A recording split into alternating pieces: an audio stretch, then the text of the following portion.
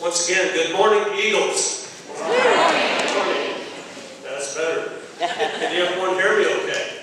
Yeah. All right. Okay, it's great to be back in my alma mater. And it's great to be wearing my uniform again after 13 years of retirement. As a military retiree, I'm authorized to wear my uniform at events like this. But more so than being authorized, I feel very privileged to be able to wear the uniform again. And there's another added benefit. The ladies still love even an old man. It's true.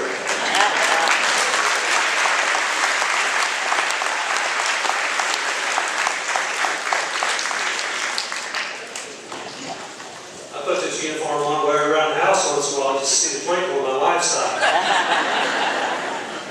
Put this uniform on, and she looks at me like I'm Captain America. The problem is, as soon as I take it off, I turn back to being SpongeBob SquarePants. So anyway, I'm here because Mrs. Bell, she asked me to speak to you all today. And she wanted me to talk to you about veterans and Veterans Day. So we're going to start out with that. So this audience over here, who can tell me what is a veteran, a military veteran? Does anybody know the definition? And you can use the word old if you need to. Okay. A military veteran is someone who has served or is currently serving in the armed forces. In the armed forces, we're talking about the Army, the Navy, the Air Force, the Marines, and the Coast Guard. So, how many of you here know a veteran personally? Raise your hands. All right, very good. And some of you, whether they're here or not, but some of you, do you know the veteran that's sitting out here today? You? All right, maybe a grandma or a grandpa, an aunt or an uncle, a cousin, a brother. Kind of ordinary looking folks, aren't they? Well, I want to talk to you about them. So you might see that maybe they're just a little bit more than ordinary. Because when I talk to you about them, I'm going to use words like commitment and dedication, loyalty and honor. When I use those words, I'm talking about them, the people here that you know. So I'm going to brag on them a little bit because they're kind of a humble lot. You all know what humble means over here? It means like they don't like to brag on themselves too much and just want to be kind of inconspicuous. But I'm going to brag on them for them because they're not here for the attention. They're here because you asked them to come. You invited them.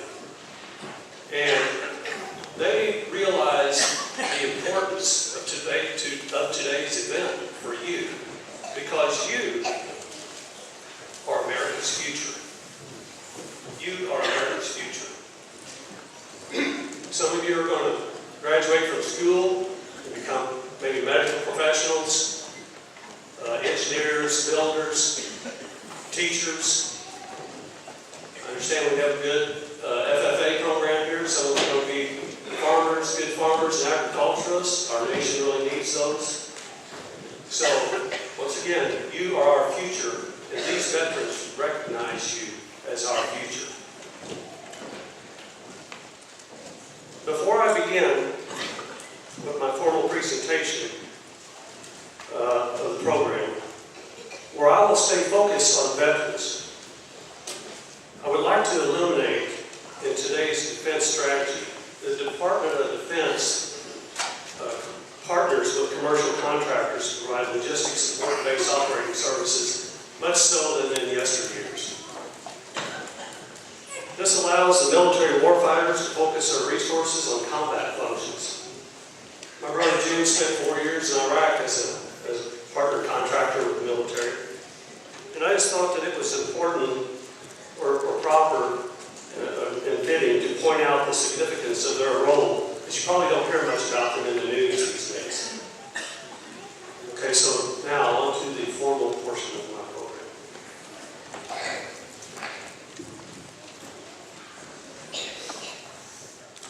I am an American Airman. I am a warrior. I have answered my nation's call. I am an American Airman. My mission is to fly, fight, and win. I am faithful to a proud heritage, a tradition of honor, and a legacy of valor. I am an American Airman, guardian of freedom and justice, my nation's sword and shield, its sentry and avenger. I defend my country with my life. I am an American Airman, wingman, leader, warrior. I will never leave an airman behind. I will never falter, and I will not fail.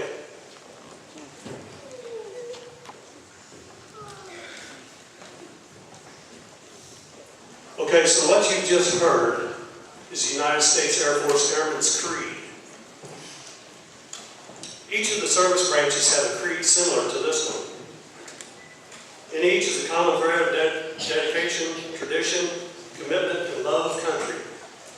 The creed brings of professionalism, loyalty to comrades, and maintaining a readiness and a willingness to engage and destroy the enemies of the United States of America at all costs. The creed reinforces the pledge to be guardians of freedom and the American way of life. Like the veterans in the audience today, I too am proud of my service, as I am proud to stand among them who have served their nation honorably and in the spirit of their own service creed. Now for a little background of why we're here today. So today we join to celebrate Veterans Day. Veterans Day pays tribute to all American veterans, living or dead, but especially give thanks to the living veterans and who serve their country honorably during war or peacetime. It is a day to recognize those who have given a portion of their lives to ensure our American freedoms are sustained for your future. Today is also the 6th day of National Veterans Awareness Week. In 2001, the U.S. Senate passed this resolution that designated the week of November that holds November 11th as National Veterans Awareness Week. This resolution called for the elementary and secondary schools to use this week to teach their students about veterans' contributions and sacrifices. So, let's break that down a little bit, contributions and sacrifices, especially for the young ones over here. So the little difference is, I'm going to use these chairs for an example. Today someone had to set up these chairs for our veterans to sit in. So the principal put together somebody in charge and asked for some help. So if you were one of those people that helped put one chair in place, then you contributed to the effort. That was your contribution. A sacrifice, on the other hand, well, let's use these same chairs, is let's say these chairs were for the general audience to sit in. And you were sitting in one of those chairs and they were all full, but an elderly lady came in. And you decided, I want to give up my chair so that lady can sit down. So you sacrificed your seat for the elderly lady to have one. So that's a sacrifice. So that's a little bit of the difference between contributions and sacrifices. So anyway, now, why do you suppose that the Senate passed this resolution? The underlying reason is because a healthy relationship with a common purpose between the civilian and military elements of our society is important for the survival of our American way of life.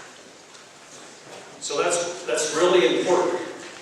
So you have these two groups, the military and civilians, who have a common purpose, which is the preservation of our American way of life. It's important that they support each other and work together towards that common purpose.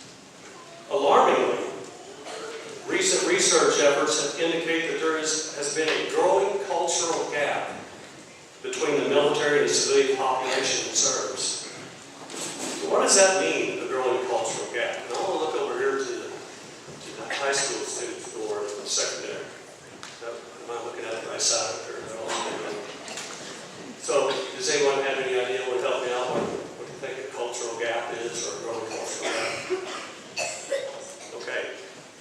So think of this. Most Americans admire and respect the military, but they actually know almost nothing about it. This lack of understanding in today's society could threaten our healthy relationship. Fewer and fewer Americans know what it means to serve in the military, or know what military service is like. At World War II, 12% of the population served in the military, and during the Vietnam era, nearly 10% of the third generation served. In comparison, less than 1% of the eligible population have served or are serving in America's current conflicts.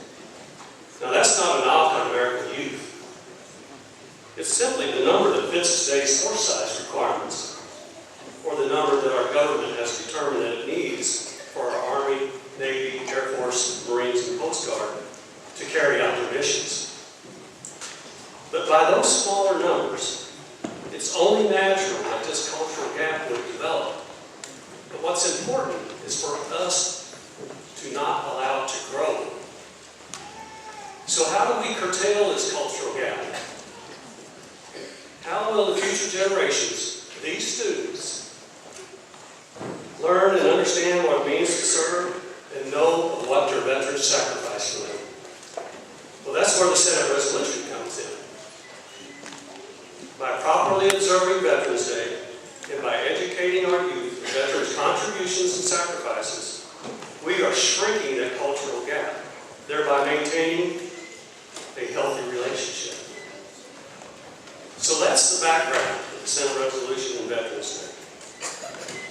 Now I'd like to talk about the contributions and sacrifices themselves, made by veterans with what I know from my military experience, and also from my personal experience as a proud Golden Star family member. And I think maybe this is a better place to stop and to point out that I'm not the only Golden Star family member here. Wes settled, I think in the 6th grade. Are you here?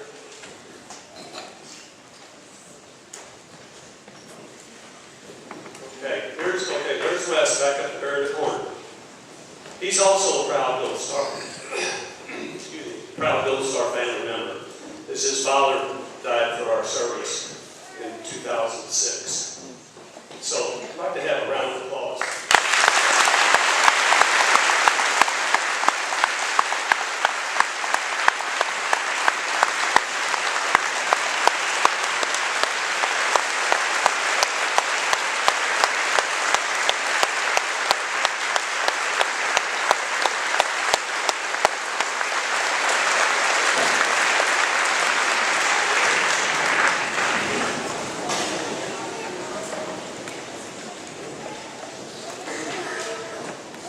So now, I'd like to start with a couple of examples of veterans' contributions. And these are just examples, and you can probably come up with some more on your own. Not only on the battlefield, but in our civilian society, veterans have a record of being a dependable workforce for employers. World War II veterans returned home and went straight to work to build the U.S. economy to be the world's best. Okay, how many Vietnam War veterans do we have here in the audience today? Okay, quite a few. Vietnam War vets are a generation who served honorably as our nation asked. But as a result of the war's unpopularity in American society at the time, there were no heroes welcomed home parades. And much of the time they were targeted of unjust treatment upon their return. But their contribution was to not allow any military member or veteran experience that scorn again. And they have led the way through social and legislative efforts to ensure our today's soldiers, sailors, airmen, and Marines, and their families get the societal support and the benefits they deserve while serving in uniform and thereafter as veterans. That's what a great contribution. Thank you. Now for sacrifices. Our veterans have been the first line of defense for our nation as a deterrent. And when deterrence fails, put themselves in harm's way, risking injury, capture, or even death. Current Secretary of Defense Jim Mattis once said, "There is no God-given right to victory on the battlefield. You win that through the skill and the devotion, the valor, and the ferocity of your troops." Our combat veterans have proven throughout our history that they embody those characteristics, and by putting them into action have defended and upheld our American way of life. But in doing so, they made sacrifices along the way. In the case of combat veterans, some gave what we call the ultimate sacrifice. I've learned this is where Principal Dickerson and I had something in common. We both have brothers who were among the over 58,000 who died for our freedoms in Vietnam. Principal Dickerson's brother's name was Homer. My brother's name was Patrick. Pat graduated right here on this floor in 1966. I have several memories of the week we learned of Pat's death.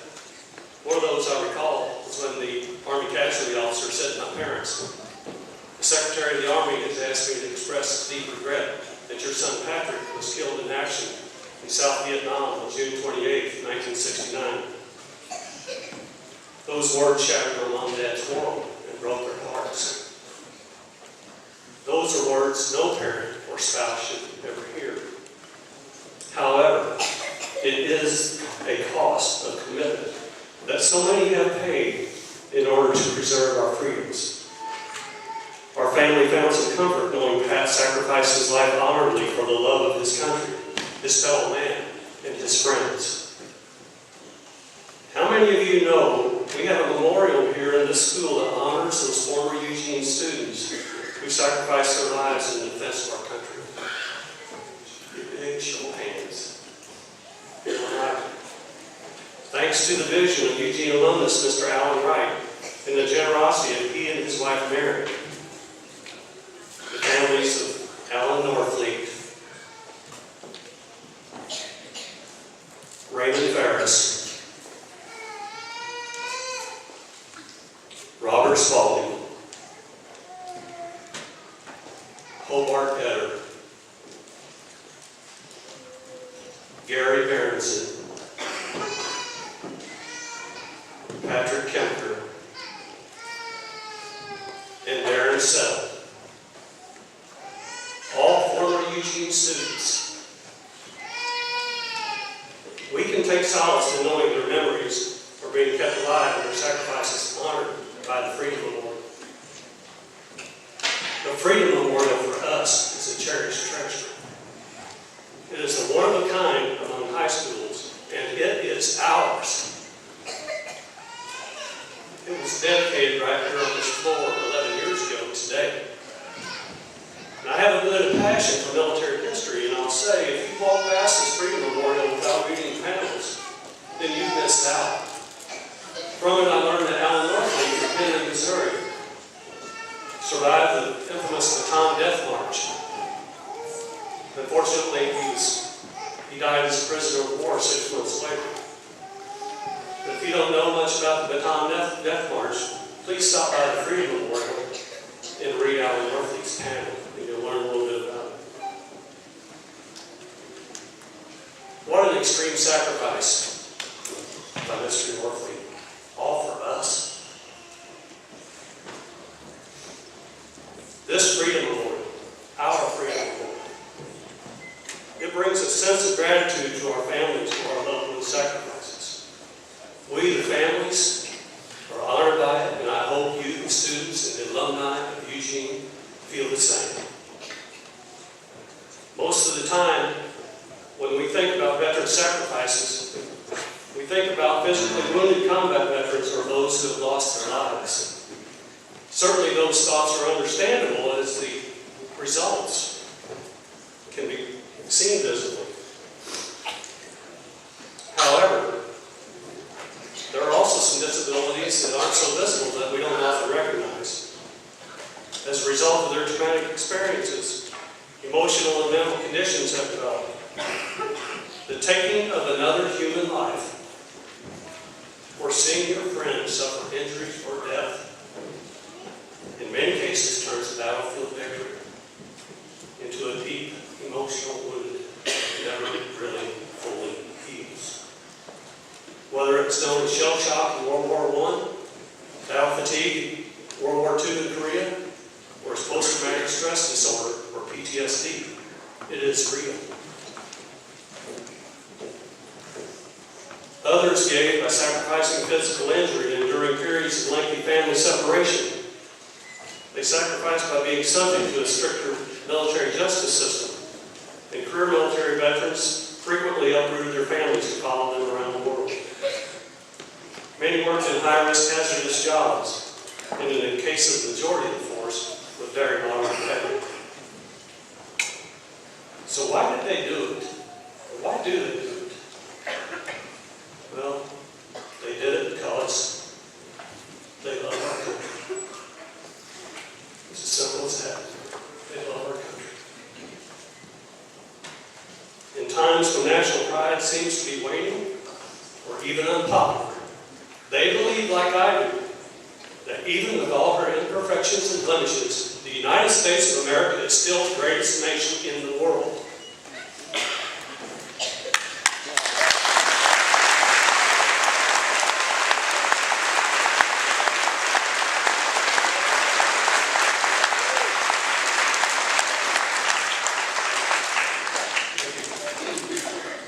They are unapologetically proud to be Americans, and they proudly salute the flag and all the goodness she stands for. So you may ask yourself, how do we as a nation repay these veterans for their service? Is that nice? Okay, we'll give it that. So you may ask yourselves, how do we as a nation repay these veterans for their service? Well, you do that by acknowledging the importance of their contributions, never forgetting their sacrifices, and honoring their service. Even a simple thank you goes a long way. And for those who gave all, commemorate their lives. But most of all, and by far the best way, is to show your national pride and exercise your rights they swore to defend for you. Stand tall and be proud to be American. Stand proud and proudly pay your respects to the flag and our national anthem. This flag and the anthem represents the opportunities and the security our nation and these veterans provide to you for your life, liberty, and pursuit of happiness. So now I have messages to all of you in my final comments. My first message is to the veterans, especially those of you who unfortunately have experienced the horrors of combat. You understand in many ways what the rest of us cannot.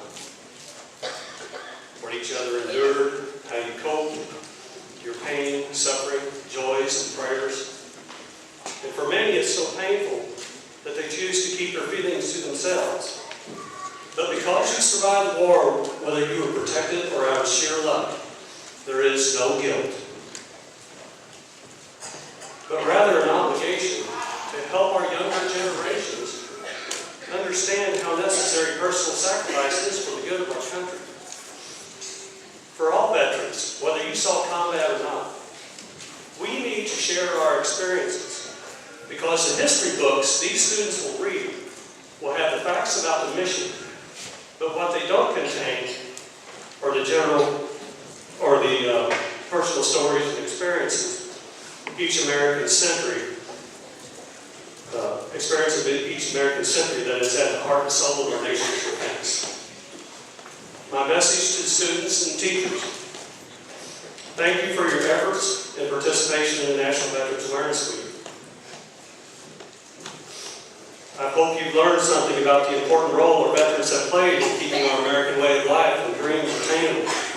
Because of their commitment, you are free to accomplish and become whatever you set your minds to do. My message to everyone here, civilians and veterans: I have the privilege and the pleasure of working in my current civilian job with today's young men, military men and women. They are amazing. I assure you, we are in good hands. About a year ago, I traveled to Fort Bragg, North Carolina, 82nd Airborne Division, where I witnessed firsthand the confidence these young troops emanate. On meeting you on the sidewalk, they have a motto, the greeting starts. I believe Private First Class Evers is here today, and he belongs to that unit. Dylan, can you help me out with that motto? What is it? All the way, Chief Master. Okay, he said all the way. I got that greeting when I was at Fort Bragg. Every soldier I met on the sidewalk. It was all the way, sir. Just think about what that short expression says. It's kind of like their creed, all wrapped up into a simple greeting. It's confidence. It's commitment. It's a no-failure attitude in whatever they do. It's not part of the way. It's all the way. And as a military retiree, that's doggone reassuring to see. In closing, I would like to thank the school staff for a wonderful program and for the end breakfast, and for the opportunity to share my thoughts on this holiday. To the students and general audience, on behalf of the veterans, I thank you for the support that you all give to us. We really appreciate it. My wish for you is that you will meet a veteran, hear a story, gain some perspective, and share some mutual respect. My hope is that perhaps something that I said touched you in a way that enhanced your view of the military and our veterans, and will keep that cultural gap I talked about earlier from growing. My personal request is that you will visit our Freedom Memorial. And if you haven't, please take a few moments to take in its splendor and genuine meaning. It's located just outside the Performing Arts Center, which I believe is on the other side of this wall. And now, I have one last thing I'd like to say.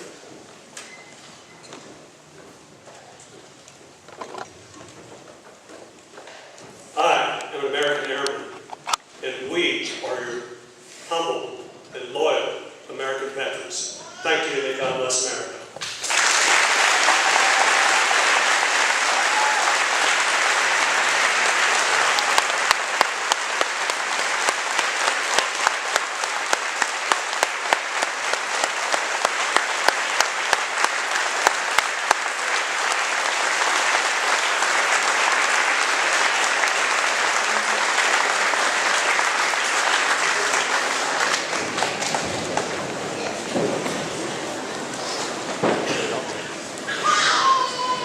At this time, Chuck's nephew, Pat Kempker Jr., and his great nieces and nephews, Maya and Damian Kempker, Leah Bella Warner, and Alicia Mitchell, will present him with a gift of appreciation.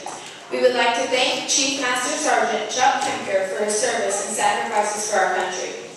We would like to present him with this pencil drawing of his brother, Patrick Kempker. Around the outside of the picture and on the border are letters from Pat that were sent home to his family during the Vietnam War. We would like to recognize our talented high school art teacher, Mrs. Burkett, for her many hours of talent toward this project. Would Mrs. Burkett please stand to be recognized?